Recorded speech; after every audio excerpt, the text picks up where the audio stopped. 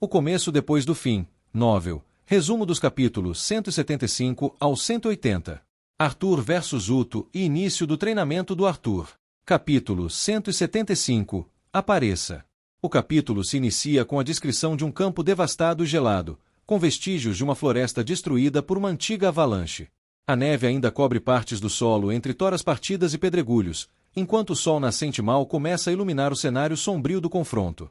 Uto, o retentor esbelto e de aparência estranha, se aquece despreocupadamente a poucos metros de distância, como se estivesse apenas começando o dia. Arthur, ao lado de Sylvie, percebe de imediato que esse inimigo é muito mais perigoso do que o retentor que enfrentaram anteriormente. A tensão cresce com os comentários provocativos de Uto, que tenta instigar Arthur falando de vingança, mencionando a morte de Elfália, insinuando também coisas pessoais sobre Tessia e a família de Arthur. Arthur, impassível, deixa claro que sua motivação não é vingança, mas sim a necessidade de eliminar uma ameaça.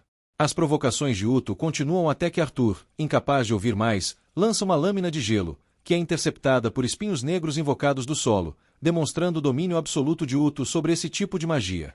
A batalha se inicia de verdade. Sylvie, invocada em sua forma dracônica, se junta a Arthur. Uto menospreza a presença do vínculo, sem perceber a verdadeira natureza dela por causa dos selos de Sylvia.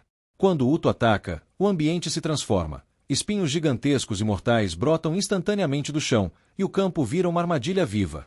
Arthur libera o Realinharte, aumentando sua percepção mágica e fusão com o ambiente. Ele e Sylvie se movem com precisão para evitar os ataques. Uto, então, invoca um enorme arpão negro, pronto para um confronto direto. A luta corpo a corpo é brutal. Arthur infunde sua espada quebrada, a Downsbalad, com vários elementos, gelo, fogo, vento e relâmpago, criando uma lâmina multicolorida de poder destrutivo. Os dois se chocam com força, criando ondas de choque e devastando a paisagem. Sylvie auxilia com ataques coordenados, atingindo Uto com sua cauda e jogando-o contra uma pedra. Aproveitando o impacto, Arthur investe com um golpe de espada que arrasta o solo, derrubando árvores. Mas Uto sobrevive e contra-ataca com mais espinhos, surgindo de todos os cantos e sombras. Sylvie e Arthur tentam resistir, mas acabam feridos. Ainda assim, Arthur ordena que não usem cura ainda, para manter o elemento surpresa. Mesmo ferido, Arthur mergulha ainda mais fundo no Realinharte. Seus cabelos ficam brancos, runas avançadas brilham em seus braços e costas, e a mana o envolve de forma obediente. Ele transforma sua espada em um turbilhão prateado de gelo, enquanto seu punho esquerdo pulsa com eletricidade negra. A luta recomeça, agora com uma fúria implacável. Arthur combina sua espada com golpes físicos treinados com cordre, socos, chutes, cotoveladas, numa sequência implacável. Uto rebate com espinhos que congelam e se partem. Atrás de Arthur, Sylvie protege suas costas e corta os espinhos que se aproximam, mantendo o campo de batalha sob controle. A clareira rapidamente se transforma em um caos de destroços congelados e estilhaços de metal negro, cada centímetro do terreno marcado pela intensidade do combate. Comenta a dificuldade da situação. Os ataques de Uto têm uma vantagem volumétrica clara. Arthur percebe que, embora ataque constantemente, ainda não conseguiu ferir Uto. Cada golpe é frustrado por uma defesa automática de espinhos metálicos negros que surgem de sombras ao redor do corpo do retentor. Para aumentar sua eficácia, Arthur internaliza a magia de raio, usando o Thunderclap Impulse para aumentar seus reflexos e sentidos ao máximo.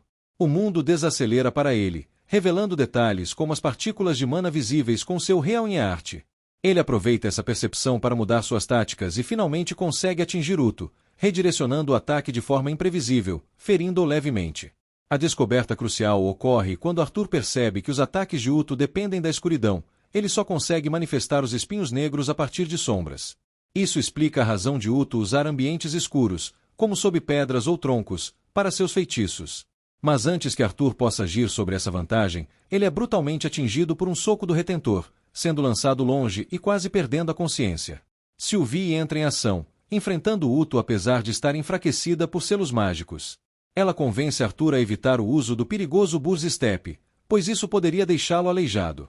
Em vez disso, Sylvie voa com Arthur para uma área acima da montanha onde a luz do sol é constante e forte, um lugar onde não há sombras abundantes, diminuindo o alcance dos feitiços de Uto. A estratégia funciona. Fora das sombras, os ataques do inimigo se tornam limitados e fracos. Arthur ataca novamente, e apesar de ferir Uto visivelmente, algo incomoda. a expressão do inimigo muda para um tédio desconcertante. Uto zombeteia, dizendo que Arthur, mesmo com a vantagem, não conseguiu causar um dano significativo. Arthur finalmente acerta um golpe crítico, cravando sua espada Downsbalad no peito do inimigo e liberando uma mistura de elementos mágicos que envolve Uto em destruição. Por um momento, ele acredita que venceu. Mas então um redemoinho de sombra surge do ponto do impacto, revelando que Uto estava preparado para essa fraqueza o tempo todo. Uto retira as bandagens do corpo, revelando que ele implantou dezenas de pequenos piercings de metal, cada um gerando sua própria microsombra. Essas pequenas fontes de escuridão permitem que ele conjure seus espinhos de qualquer parte do corpo, eliminando sua fraqueza à luz. Arthur tenta remover sua espada, mas falha. Uto está em completo controle. Um ataque surpresa quase acerta Sylvie, mas Arthur o redireciona a tempo. Ainda assim, o inimigo parece ter mais truques preparados. Uto aponta para baixo, e Arthur sente algo atingi-lo por baixo. Arthur ativa uma de suas habilidades mais perigosas e avançadas, a primeira fase da vontade do dragão, a Evun, que lhe permite influenciar o fluxo do tempo. Com controle ainda rudimentar, ele consegue parar brevemente o tempo ao seu redor, o suficiente para evitar um golpe mortal de Uto. Nesse momento, até mesmo Sylvie e o espinho negro que o ameaçava ficam congelados no ar. Apesar de conseguir se esquivar parcialmente, Arthur ainda sofre um ferimento profundo nas costas. Ele mal tem tempo de recuperar o fôlego antes de ser atingido por Uto, junto com Sylvie. Ambos são lançados violentamente ao chão como um cometa, e Arthur perde e recupera consciência, sentindo o corpo em frangalhos, sem conseguir identificar o que está quebrado ou funcionando. Em agonia, ele tenta se proteger e proteger Sylvie com magia. Ele implora que ela mude para sua forma de raposa para evitar mais danos, mas ela o protege com o próprio corpo, assumindo os impactos para si. Sylvie o segura com força, mesmo advertindo que ele não possui mana suficiente para resistir ao impacto e que ela mesma será o escudo. O impacto esperado nunca vem de forma consciente. Quando Arthur acorda, está no centro de uma cratera, exausto e desorientado. Ele tenta se mover e chamar Sylvie, mas ela não responde. O corpo dela está abaixo dele, cheio de espinhos pretos, quebrados e perfurando-a em várias partes. Desesperado, Arthur tenta acordá-la, chamando repetidamente por ela, mas não há resposta. Tomado pelo pânico, ele tenta remover os espinhos que a atravessam, mesmo ferindo a si mesmo no processo. Com lágrimas contidas e dor insuportável, ele decide tentar curá-la com éter, a última esperança. Ele ativa o Realniart, apesar da dor excruciante, e tenta guiar as partículas roxas do éter para dentro do corpo dela, lembrando que Sylvie já havia o curado antes com o éter, então talvez ela pudesse ser curada da mesma forma. As partículas de éter começam a reagir, tremendo ao redor de Sylvie, e lentamente penetram seu corpo. Arthur não sabe se vai funcionar, mas é tudo o que pode fazer. Exausto, ele desativa o Realniart e desaba, encostando o rosto no pescoço de Sylvie e sussurrando: "Você tem que ficar bem." Mesmo em estado crítico, ele continua tentando remover os espinhos, atacando-os com tudo o que resta de sua força até que seus dedos sangrem e a mana acabe. Nesse momento de desespero absoluto, uma voz feminina desconhecida ecoa nas proximidades, dizendo que sua besta vai viver. Arthur pensa por um segundo que é Aya, mas logo percebe que não. Ele olha e vê uma menina, mas não é Aya. É a garota que ele havia visto na caverna de Darv, uma foice. E ela segura em sua mão o corpo aparentemente morto de Uto. Capítulo 176. A primeira foice. Arthur está no chão, à beira do colapso, física e mentalmente exausto. Sem mana, com o corpo em frangalhos, e Sylvie gravemente ferida após protegê-lo do ataque brutal de Uto, ele encara o que parece ser o golpe final do destino. Uma figura misteriosa surge na borda da cratera. Essa figura é uma foice, uma das mais poderosas agentes do exército alacriano. Mas ela é diferente. Totalmente diferente de Uto ou Siuri. Seu cabelo brilha como ametista líquida, e sua pele tem o brilho pálido do alabastro. Seus olhos são penetrantes, e os chifres negros e espiralados lembram os de uma impala. Ainda assim, o que realmente a distingue é a ausência de aura perceptível, como uma arma letal escondida atrás de um véu de serenidade. Arthur se mantém imóvel, analisando a situação. Ele está vulnerável. Sem mana no núcleo, com Sylvie desacordada, ele não pode fugir nem lutar. Tudo o que pode fazer é observar e tentar entender o que essa mulher quer. Ela segura Uto pelos cabelos, como um objeto descartável. Arthur e Sylvie não foram responsáveis pela queda dele, então isso levanta uma questão alarmante. Ela mesma o derrotou? Ou Uto se autodestruiu com seu ataque final? Nenhuma das respostas parece provável, E ainda assim, ali está ele, inconsciente, e ela, inabalável. De repente, a foice, que depois descobrimos se chamar Ceres Vritra, arranca os chifres de Uto, um por um, e os lança em direção a Arthur. Ele se protege instintivamente, temendo que fossem explosivos ou alguma armadilha, mas os chifres apenas rolam até seus pés. A atitude de Ceres é desconcertante. Os chifres são uma parte essencial da identidade e do poder dos Vritra. Por que destruí-los tão casualmente? Seria um castigo? Um símbolo? Então, sem dizer uma palavra, Ceres perfura o peito de Uto com uma lâmina feita de pura mana. A lâmina penetra direto no núcleo, uma área que normalmente seria quase impenetrável, especialmente sem provocar dor extrema. Uto, no entanto, permanece desacordado, o que mostra o controle absurdo que Ceres tem. Ela joga o corpo de Uto na direção de Arthur e Sylvie como se fosse um boneco de pano.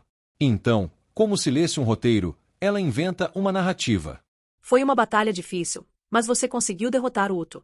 Você foi capaz de mantê-lo vivo, mas por medidas de segurança, perfurou seu núcleo para garantir que ele não poderá usar nenhuma arte de mana. Arthur percebe que ela está criando uma história oficial, talvez para proteger a ele, ou a ela mesma. Isso significa que Ceres não quer que saibam que ajudou Arthur, o que levanta uma nova série de perguntas sobre sua lealdade e objetivos.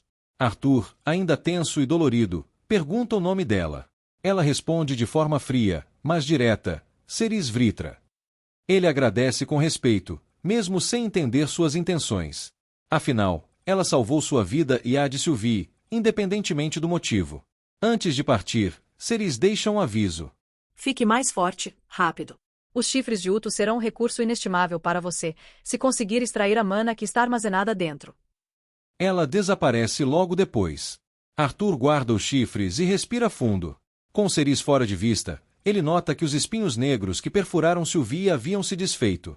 Ela se recuperava, embora ainda estivesse desacordada. Arthur tira a espada Downsbalad do corpo de Uto e observa o quão pouco impacto ela teve, comparado com o golpe de Ceres. A comparação deixa claro, ele ainda está muito longe do nível necessário para enfrentar verdadeiras ameaças. Sem forças, ele cede ao cansaço. E ali, encostado no corpo de Sylvie, Arthur sonha. Ele imagina uma vida após a guerra, tranquila, com Tessia ao seu lado, talvez até com uma família. Mas o devaneio é interrompido por uma versão sombria de si mesmo, o Rei Grey, que o confronta com suas falhas e pecados. Você acha que merece essa felicidade? Depois do que fez com eles? O peso da culpa, das perdas e da solidão o esmagam de novo. Ele acorda com Aya ao seu lado. Ela está aliviada, embora também abalada. Revela que executou Wolfred, o traidor. Arthur sente o amargor da guerra novamente, mas não julga. Aya trabalhou com Wolfred por muito mais tempo que ele.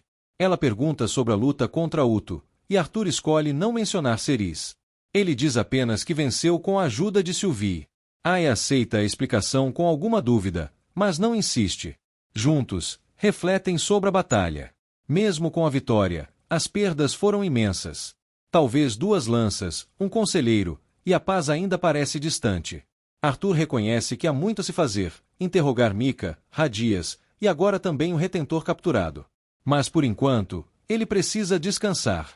Enquanto Sylvie respira suavemente, Arthur fecha os olhos e cede à exaustão, sabendo que, mesmo nos poucos momentos de calmaria, a guerra dentro de si ainda está longe de acabar. Capítulo 177. Vislumbre acinzentado. Flashback da vida passada do Arthur. Arthur, agora usando o pseudônimo Cadete Grey, sem sobrenome, passa pela segunda etapa de uma série de avaliações na Academia Militar. A primeira parte do teste de escrita envolve a medição do nível de Ki, feita por meio de um globo sensorial. Apesar de dar tudo de si, Arthur percebe a decepção nos rostos dos avaliadores, revelando que seu nível de Ki parece estar abaixo da média. Ele termina o teste exausto e é encaminhado para a próxima etapa. Enquanto espera na fila, ele interage com um cadete robusto que demonstra ansiedade, mas logo se anima ao saber que o próximo teste será um combate. Arthur compartilha desse entusiasmo interno, pois é onde ele realmente brilha. Dentro do auditório, os cadetes são organizados em grupos para a última parte da avaliação, combate prático. Arthur é designado ao grupo 4C, onde observa os outros candidatos, entre eles, uma garota confiante com controle de Ki, e um garoto arrogante de uma família militar importante chamado Vlair da Casa Ambrose. O instrutor Grede, um homem robusto com bigode bem cuidado, deixa claro que o teste simula situações reais, onde a diferença de Ki entre combatentes pode ser brutal, e a vitória dependerá da capacidade de adaptação mais do que da força bruta. Apesar da segurança das armas embotadas, ele alerta sobre os riscos reais. A primeira luta é entre Janice Kreskit e Twain Burr. Janice se mostra agressiva e poderosa, dominando Twain com velocidade e agressividade, até vencê-lo com um ataque preciso após defender-se com uma camada de Ki. A luta evidencia como o controle emocional e o uso de Ki fazem toda a diferença. Em seguida, Arthur é chamado para lutar contra Vlair, sob olhares curiosos do grupo devido ao prestígio do sobrenome Ambrose. Arthur escolhe uma espada simples, enquanto Vlair usa a lança emprestada de Janice. Durante o duelo, Arthur evita qualquer ataque direto por mais de um minuto, esquivando-se com precisão e economizando seu Ki para um momento crucial. Já Vlair mantém uma aura constante de Ki e usa técnicas refinadas de lança, mas começa a perder o controle emocional ao ser repetidamente frustrado por Arthur. Quando surge a abertura certa, Arthur desfere um ataque preciso no lado exposto de Vlair, usando uma pequena quantidade de Ki. Embora o golpe não derrube Vlair, ele é suficiente para que o instrutor encerre a luta, destacando a superioridade tática de Arthur. Vlair protesta, mas é ignorado. Após os combates, os cadetes recebem tempo para descansar antes do anúncio das divisões. Arthur se reencontra com Nico e Cecília, seus aliados e amigos. Nico revela que o amuleto limitador de Ki funcionou perfeitamente durante o teste de Cecília, o que ajudou a disfarçar sua verdadeira força. O trio conversa sobre o sistema de divisão da academia. Cadetes marciais são classificados em 5 divisões com base no desempenho, enquanto os cadetes de engenharia, como Nico, têm uma classificação mais branda, mas ainda influenciada pela quantidade de Ki. Nico tenta manter o clima leve com piadas e provocações sobre Arthur proteger Cecília de pretendentes, mas Arthur percebe que o amigo ainda guarda sentimentos por ela, mesmo que esconda com humor. Os três foram para o grande pátio onde o quadro seria atualizado. Já havia uma grande multidão de cadetes tentando chegar o mais perto possível do quadro. A tela piscou e acendeu. Nico foi colocado na Divisão 1, Classe 1, o nível mais alto. Vlair Ambrose foi para a primeira divisão Classe 5 da lista de cadetes marciais, o que significa que ele mal chegará à primeira divisão. O nome de Cecília estava logo abaixo, ela pegou a classificação que queria. Gray procurou seu nome mas não achava. Quanto mais baixo o nome aparecesse, menor a divisão e classe era. O seu objetivo era se destacar na academia e ficar forte o suficiente para encontrar e derrubar as pessoas ou grupos que mataram a diretora Vilbeck. Pelo jeito será mais difícil que ele pensava, pois sua classificação foi a divisão 4, classe 1. De volta ao presente. Arthur Levin acorda em seu quarto no castelo flutuante, aliviado por não ter tido pesadelos, embora o sonho que teve ainda o perturbe. Ele se lembra da batalha recente e da viagem de volta, durante a qual Sylvie, gravemente ferida, foi levada à enfermaria com a ajuda de soldados. Mika foi capturada para interrogatório, e Radias e Uto também estão presos aguardando questionamento. Arthur nota que dormiu por mais de 18 horas, o que ajudou na sua recuperação física, embora seu corpo ainda esteja dolorido e coberto de cicatrizes. Enquanto toma banho, uma mulher desconhecida aparece do lado de fora de seu quarto para escoltá-lo até a sala de reuniões. Sentindo-se desconfortável com suas cicatrizes, ele rapidamente se veste com roupas que as escondem e se prepara mentalmente para as reuniões estratégicas e interrogatórios que estão por vir. Ele confirma que sua espada Downsbalad e os chifres de Uto estão seguros em seu anel dimensional antes de sair. Capítulo 178 – Conduta estratégica. Arthur seguia em silêncio pelos corredores do castelo, acompanhado de uma secretária élfica. Ele desejava ver sua irmã Eli antes de se dirigir à reunião do conselho, mas foi convencido pela elfa de que os assuntos estratégicos não poderiam ser adiados. Enquanto caminhava, Arthur procurava com olhar por rostos familiares, especialmente o de Tessia, ainda assombrado pela lembrança do beijo que quase ocorrerá entre eles. Sua inquietação aumentou ao descobrir que Tessia e seu grupo haviam partido ao amanhecer para uma missão nas clareiras das feras. Ao chegar à imponente porta da sala de reuniões, Arthur foi recebido com respeito pelos guardas. No interior da sala, encontravam-se os líderes dos reinos aliados, os reis e rainhas de Sapin, Elenoir e Darv, além de figuras como o general Virion e as lanças restantes. A ausência de Aldir, Ulfred e Radias fazia o espaço parecer mais vazio do que o habitual, aumentando o clima de urgência e incerteza. A reunião teve início com uma explosão de frustração por parte do rei Blaine Glider, que questionava a súbita fuga de Aldir, o Azura encarregado do artefato crucial para a guerra. Em resposta, o rei Alduin e a rainha Priscila intervieram, apelando pela racionalidade dos presentes e pela necessidade de focarem nos problemas imediatos. A rainha Merial sugeriu então que Arthur relatasse os eventos mais recentes da missão que resultara na captura do temido retentor Uto. Com frieza e clareza, Arthur descreveu os acontecimentos, ocultando intencionalmente a identidade de quem realmente derrotara Uto, um aliado cujo poder ele preferia manter em segredo. Sua narrativa provocou desconfiança em Blaine, que questionou como alguém sem um núcleo branco poderia enfrentar dois retentores, enquanto uma poderosa lança havia morrido sem chance de defesa. Arthur explicou que o primeiro inimigo era mais fraco, e que Uto fora vencido por conta de sua arrogância e tentativa de manipulação emocional. Essa distração permitirá a Arthur quebrar os chifres do retentor, o que revelou-se ser sua maior fraqueza. A comandante Varay perguntou como ele soubera que os chifres eram tão importantes, e Arthur mentiu, afirmando que ouvirá essa informação de Alia, a antiga lança, que notara a reação violenta de Uto quando teve um chifre ferido. A explicação, convincente e respaldada por fatos anteriores, acalmou até os conselheiros mais céticos, como Blaine e Byron. Arthur concluiu dizendo que, após enfraquecer Uto, ele e sua vinculada Sylvie conseguiram imobilizá-lo, e foram então resgatados por Aya. A partir daí, os assuntos da reunião voltaram-se à situação política dos anões.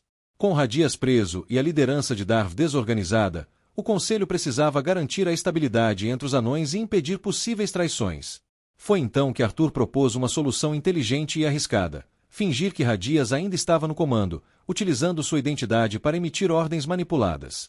A ideia foi bem recebida, considerada brilhante até por Virion, que viu nela uma forma eficaz de manter o controle sem levantar suspeitas.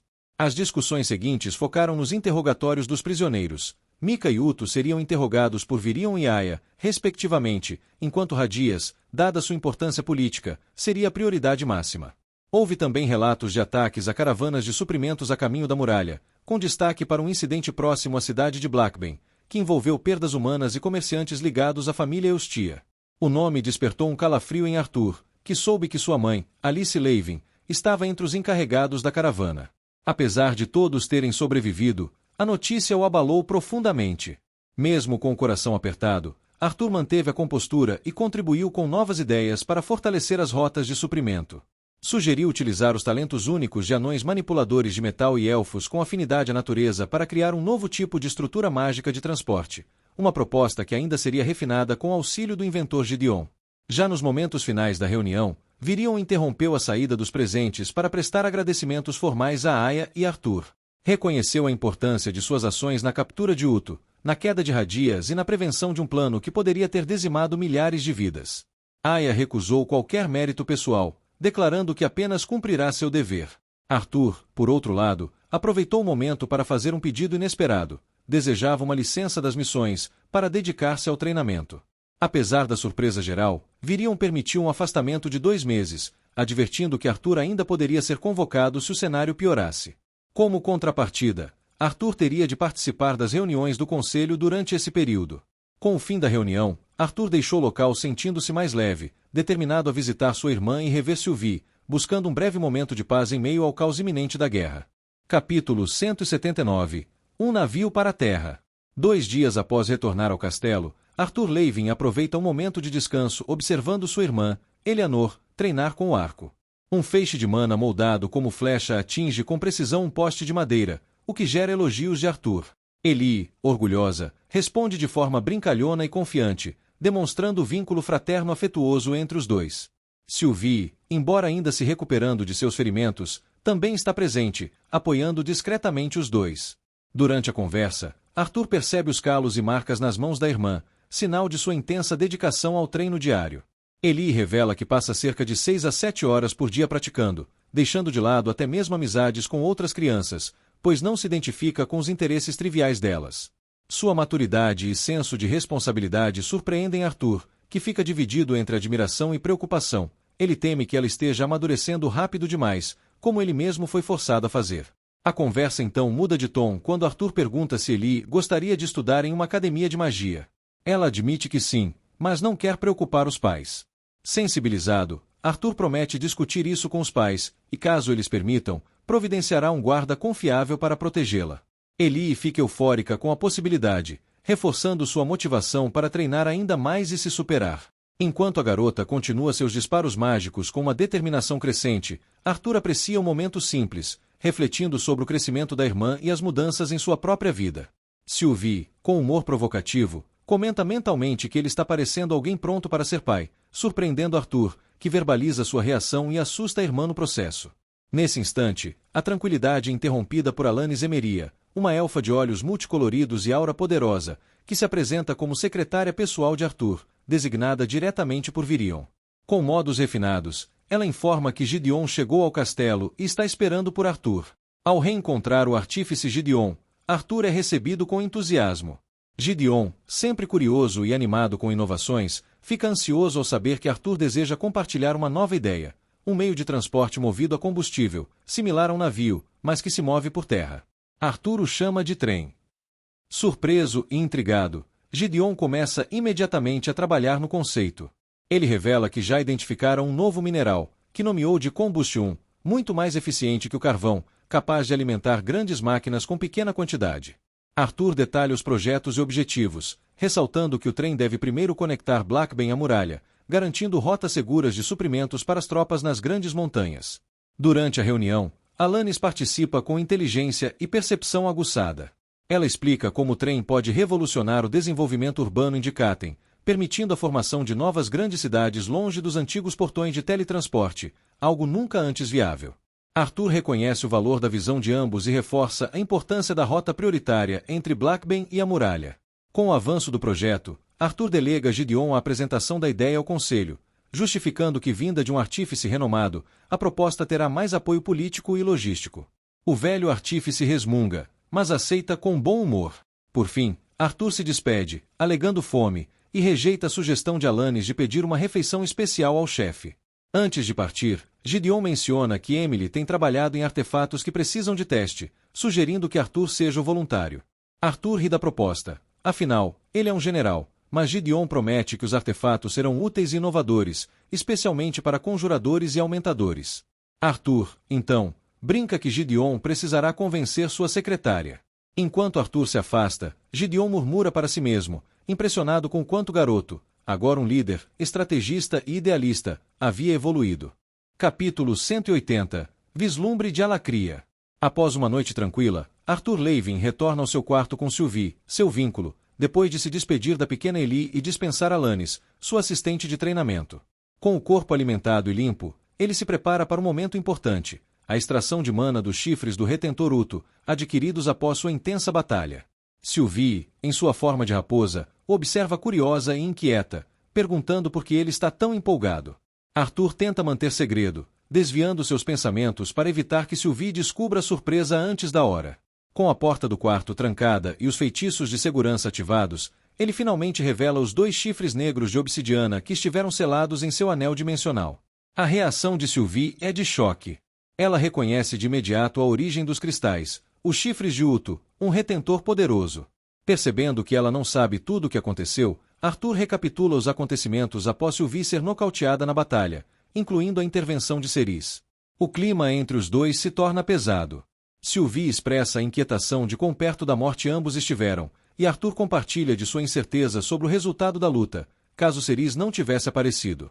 Sylvie então volta sua atenção aos chifres, curiosa com a promessa de mana concentrada que eles contêm. Ela questiona a segurança de confiar na foice, mas Arthur justifica que, diante das limitações impostas pelo tratado com os Azuras e o comportamento de Ceris, é um risco calculado. Para ele, a prioridade é atingir o estágio branco em seu núcleo de mana. Decidido a dividir o poder, Arthur entrega um dos chifres a Sylvie. Ela tenta recusar, preocupada por não estar contribuindo o suficiente durante seu processo de despertar como Azura. Mas Arthur a tranquiliza, lembrando que o próprio Lord Indrat iniciou esse processo e que seu corpo, mesmo em repouso, já absorve mana do ambiente. O chifre, nesse caso, pode acelerar esse despertar. Relutante, Sylvie aceita, revelando seu receio de que, ao despertar completamente como Azura, não consiga mais estar ao lado de Arthur como antes. Arthur, com empatia, relembra que Sylvie quase perdeu a vida para protegê-lo. Ele lembra que a mãe dela lançou um feitiço poderoso para esconder sua verdadeira natureza, permitindo que vivesse ao lado dele sem ser reconhecida como Azura. Sylvie lamenta que, conforme fica mais forte, será cada vez mais difícil esconder sua origem. Com tristeza, Arthur sente fragmentos da história que Lord Indrat contou a ela sobre sua mãe. Apesar das incertezas, Arthur reforça que enfrentarão os desafios juntos, como sempre fizeram. Sylvie sorri com ternura. Ambos se preparam para começar a extração. Arthur posiciona-se com cuidado, envia um fio de mana para o chifre e inicia o processo.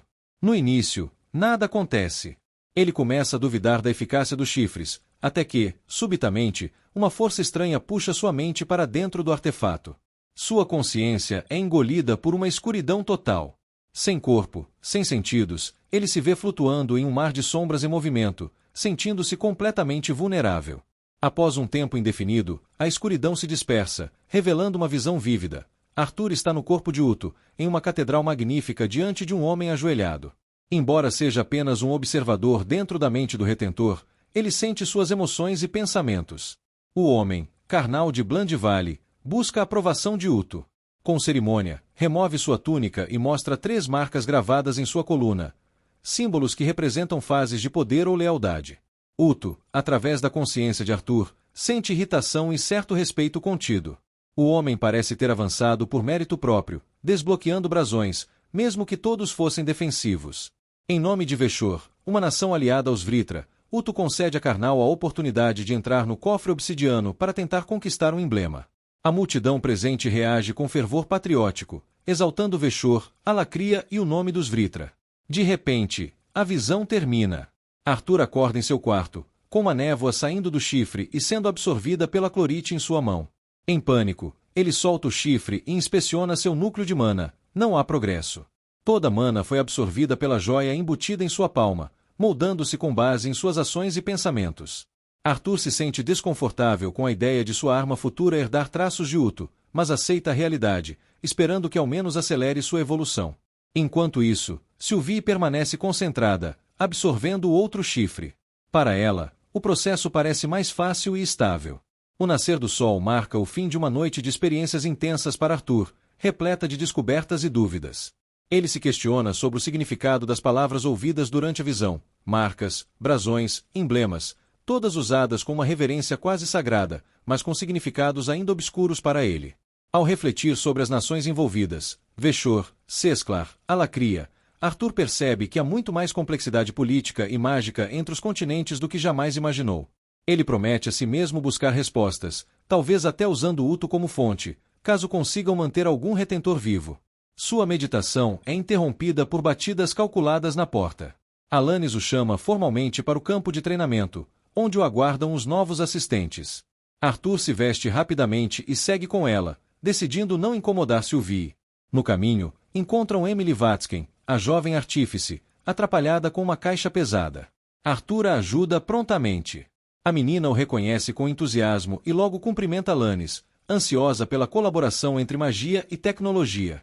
O grupo segue em direção à sala de treinamento, ansiosos pelos testes que viriam, com Emily animada para apresentar suas criações. Arthur, mesmo exausto e com a mente fervilhando de perguntas, sabe que o trabalho apenas começou. Fim do resumo. Inscreva-se no canal. Toda semana temos 2 novos resumos.